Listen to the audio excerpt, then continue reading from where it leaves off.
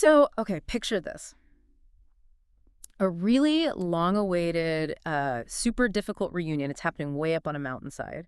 And you can almost like feel the air is thick with all this unspoken history between a mother and her daughter. Decades of it. Yeah, it's heavy stuff. Totally. It's straight out of a story that feels deeply human, and that's what we're diving into today. Our mission, really, is to explore how these echoes from the past, especially in families, ripple through our lives. Mm-hmm. And we'll look at how just one moment, one really raw, honest moment, can maybe be that first step to breaking these, like, deeply ingrained cycles. And the source we're digging into, daughters and mothers, a cycle broken. It really shines a light on that power of truth. The scene is set up so vividly. You've got Florence right on the edge of turning 30, and she's confronting her mother, Laura. They're in this cabin, Mount Lemmon near Tucson. We found out they haven't really spoken in, what, several years? Several years, yeah. And even before that, it was only, like, sporadic contact for 20 years. 20 years. Wow. So you can just imagine the tension when they finally face each other. Oh, absolutely. And it ignites almost right away. Laura seems kind of worn down, and she throws out this line, like an accusation. "You haven't let me explain myself in years, Florence." Which, okay, maybe technically true about the lack of contact recently, but... Right, but Florence's reaction is just, boom, an explosion. The first time she's ever screamed at her mother, she yells, "All you have done over the years is explain yourself and saying nothing. I am tired of being the good, quiet daughter who gets shit on by you." Wow, that is raw. Incredibly raw. It feels like she's just shattering something, breaking free. What's your read on that initial blow-up? It feels like it's about more than just being mad. Oh, absolutely. It's way more than just anger. This is Florence trying to reclaim her own narrative, her own power, and set a really crucial boundary. See, an explanation often is about justifying the past, right? Or trying to get someone else to say it's okay. Yeah, seeking validation. Exactly. And that can just keep you stuck in this loop of defensiveness, misunderstanding. It goes nowhere. But Florence flips the script. She finds her calm after the outburst, and she makes a declaration. She says, "There aren't going to be any more explanations. There will only be declarations. I am declaring that you are no longer going to be allowed to come and go and demand to be heard, only to actually say nothing." Declaration, not explanation. That distinction feels huge. It is huge. A declaration is internal. It's about stating your own worth, your own intent. It's saying this is how it's going to be from now on. It shifts the power from, like, asking permission to just defining your own reality. And that's why it's so potent for breaking those old patterns. That makes so much sense. And then this next bit where Laura has this breakthrough, it really makes you stop and think. For the first time ever, it seems, Laura actually hears Florence. She gets it. Yeah, that aha moment. Right, this profound aha moment where she realizes, oh my God, I'm repeating the same mistakes her mother had made. Mm-hmm. And this isn't just about the character. It kind of points to something fundamental in fixing relationships, doesn't it? It really does. Like, being willing to actually accept someone else's version of reality, even if it totally clashes with yours, that crack in her defensiveness seems like the only way healing can even start. Mm-hmm. It's the opening. But I guess I wonder, is that aha moment, is it really enough? Or is there a danger it's just, a flash in the pan, something that could fade if they don't follow through? That's a really fair question. And the story shows us, no, it's not some magic fix. Yeah. But it is the necessary first step. You have to start there. And what's so fascinating, what makes it stick here, is how that understanding immediately triggers something deeper in Laura, a flashback. Ah, right. It connects her present right back to her own past. Instantly. Yeah. She's suddenly back in her own childhood. It's her 10th birthday party. Her dad, Peter, he's all excited, welcoming people, happy to celebrate his daughter. Sounds nice. But then her mother says something to Peter, and it's just chilling. She says, all of this is for you, Peter. I never wanted children. Oof. On her 10th birthday. On her 10th birthday. It's just devastating, right?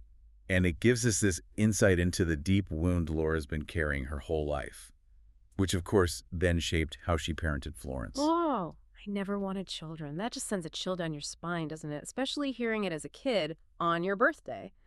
And the text says Laura always felt that kind of chill from her mother, even though her dad adored her, called her his apple of his eye. Yeah, that irony. Yeah. Loved by one parent, rejected by the other in such a fundamental way. It's just so stark how directly Laura's childhood pain connects to the problems she's having with Florence now. It really shows how those early experiences, those emotional wounds from your parents, can create these unconscious, emotional scripts. That's a great way to put it. Emotional scripts. Yeah, and then you just play them out, generation after generation, often without even realizing you're carrying someone else's baggage. Exactly right. And that realization, that flashback for Laura, it brings us right back to the present moment on Mount Lemmon. Right after the flashback ends, Florence asks her mom, you know, are you okay?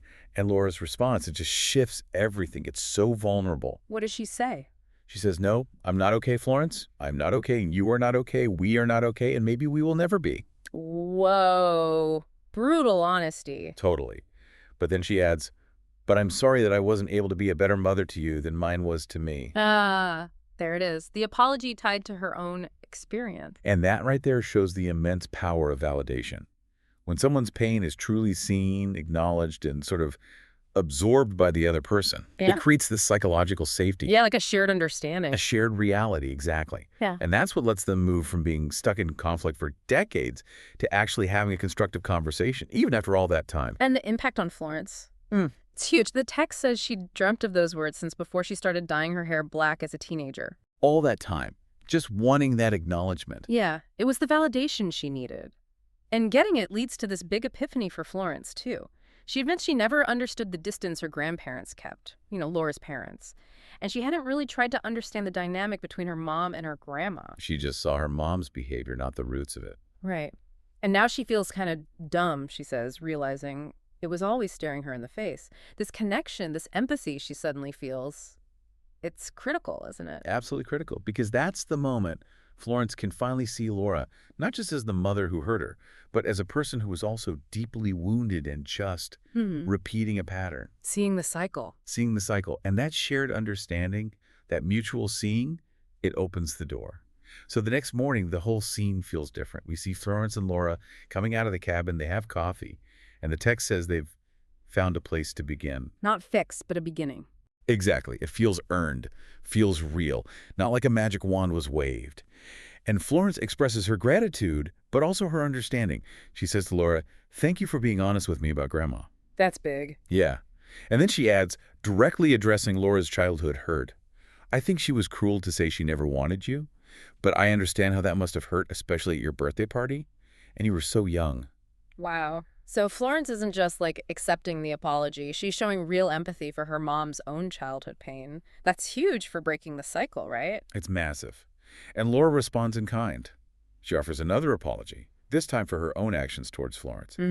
She realizes, she says, I have always blamed you for the fact that I never felt special and I never had anything special to share. Oof. Projecting her own feelings onto her daughter. But I realize now that you never learned you were special. And I'm sorry that I never saw that before now. Oh, man. That's just incredibly moving. That reciprocal vulnerability. It's not just saying sorry. It's like they're both finally seeing each other's reality, each other's hurt. And that's where the real healing starts. Not instantly, but in that commitment to keep doing the work. The story describes them crying, hugging softly. They both know there's hard work ahead. Yeah, it's not over. Not by a long shot. But for the first time, there's actually a path forward. There's a shared commitment to repair things, which just wasn't there before. It really shows you that even after decades apart, honesty and empathy can start to build that bridge. And then comes the real kicker. The ultimate cycle breaker moment. It kind of brings the whole story full circle. Florence says something softly. She's looking down, rubbing her belly gently. She says, let's make sure we focus our future on making sure she knows how beautiful and special she is. Shit. Oh. Wait. Yeah. Laura's stunned. Ask, what? Are you saying that you're... And Florence, through tears, just whispers, I am. Wow. She's pregnant. She's pregnant. It's just this incredibly poignant, powerful reveal. Yeah. It completely reframes their future, doesn't it? Not just for them, but for the next generation. A chance to truly break the cycle. Phew, what a story. So let's unpack this a bit for you, the listener. What does this journey of Florence and Laura really tell us? Well, it really hammers home the transformative power of honesty, right? A mother's honesty, a daughter's acceptance, and how that comes from finally understanding the pain that's been passed down. Yeah, that inherited pain. Exactly.